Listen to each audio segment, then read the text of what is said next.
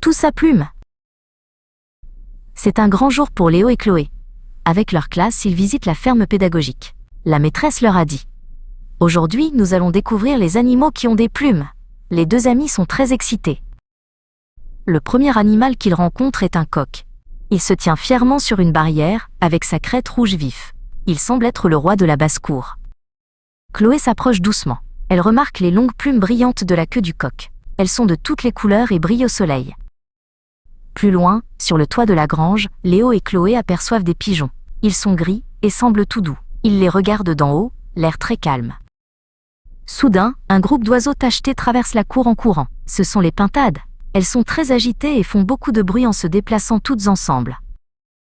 Chloé, elle, trouve les plumes des pintades très jolies.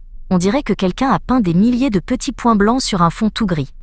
« Regardez dans les herbes hautes », leur dit la fermière. Léo se penche et aperçoit un oiseau aux couleurs magnifiques. C'est un faisan. Il est un peu timide et préfère se cacher. Mais le plus beau de tous les oiseaux les attendait un peu plus loin. Majestueux et tranquille, un paon se promène. Sa longue queue traîne derrière lui comme la robe d'un roi. D'un seul coup, le paon s'arrête et déploie ses plumes. C'est comme un éventail géant rempli de couleurs incroyables et de dessins qui ressemblent à des yeux. Léo n'en croit pas ses yeux. Dans le bus du retour, Léo et Chloé repensent à tous ces animaux. Le coq, les pigeons, les pintades, le faisan et le paon. Ils avaient tous des plumes, mais ils étaient tous si différents et si beaux.